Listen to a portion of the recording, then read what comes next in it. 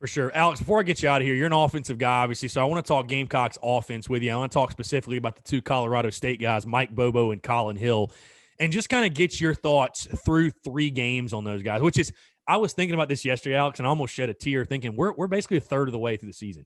Like, I know. It's a 10-game schedule. Anyways, talking about Bobo and Hill, again, we're through 3 games. I think you've kind of gotten to see now and get a gauge on what this offense obviously looks like. You've played one team you were much, much better than. You've played one team that I would say you're definitely on par with them, Tennessee. And you've played one team that's, I would say, better than you, than Florida. So you've gotten to see this offense in different scenarios and kind of what they can do and what they can't do, what their limitations are, what they excel at.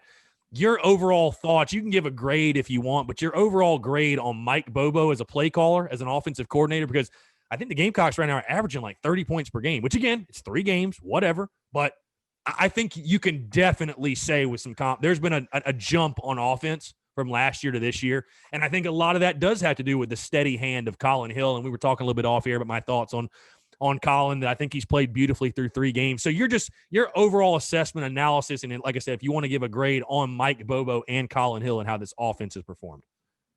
So Collin Hill, I will give an A to. Like, he has exceeded expectations. He is protected the football. Would you believe me if I told you he'd had a rushing touchdown basically at any point this season? No. Like a true 10 yards out rushing touchdown, not a quarterback sneak. I mean, that was wild to me. No, there's no way. But no, he's played beautifully. He's controlled the ball. He hasn't turned it over. He's putting it in, the receiver's hands. Whether they choose to catch it or not has been one of the more exciting elements of this year's offense. But he's played incredibly well. Bobo, is obviously calling a good game. I still can't get the visual of us taking 8 minutes on a 2-minute drill. And I think I texted you about this Saturday. The fact that we ran a reverse to Dak, like after the game had been put away. And it goes for a touchdown. That goes for a touchdown. I'm like, we have been down by a touchdown the last 2 weeks. Well, like, where has this been? Yeah, that's a little bit maddening. Just, in the sense of you finally get it to Kerryon Joyner, and the first time he touches the ball, he goes for a 47-yard touchdown. It's just like, what do you know?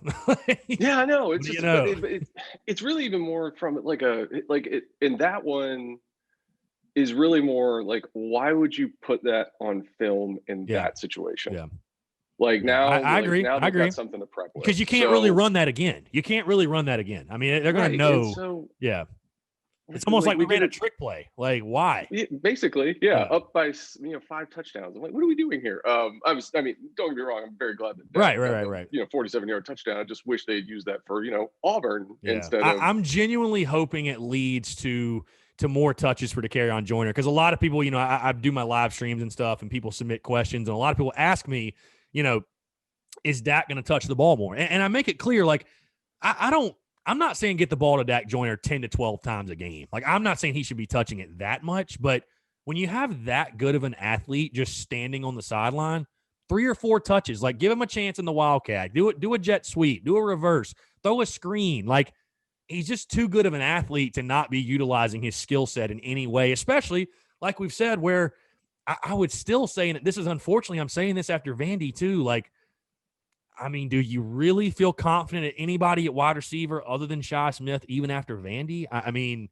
Not really. I think Leggett is a decent option for sure, but there wasn't really any. The running game is what took over on Saturday. Nick Muse at tight end did have a good day, but you still kind of go into Auburn like, man, if Shi doesn't ball out at wideout, and we're not running the ball like we did against Vandy, which I think is unrealistic to expect to run that way against anybody not named Vandy, but yeah, if we got to go to somebody else other than Shi, like, I don't really know who the first guy the ball is going to is. So I'm just saying, use all of your athletes. Use all of your athletes. Yeah. You know what I mean? Like, use them all.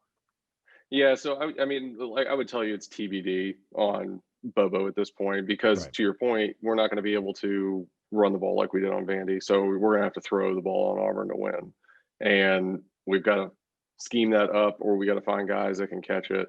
Like, and this is complete ignorance on my part, and I should know this. Like, Did Van didn't have any drops Saturday, did he? Not that I can recall. Not that I can recall. I don't know how many drops we finished with.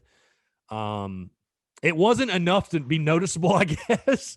Yeah. Yeah, no, I don't think he did. I don't think he did. Okay. Because I'm like, I haven't heard it. Like, he doesn't have any catches, though, either, does he? I think he may have had one Saturday. But, I mean, you do realize when they released the top 6 receivers, because, they ask who's in your receiver rotation, he was not mentioned amongst the top 6. So Good. that's kind of the trajectory of Van's career at this point, which it's a shame because – again, we could do a whole other podcast on this 4-star prospect out of Tucker, Georgia, highlight reel high school tape, and it just hasn't translated for whatever reason. But that's so interesting. Yeah, because I mean, like even when he came as a freshman, like he was getting. I feel like I remember him getting like good time out there, but who's to say? Right.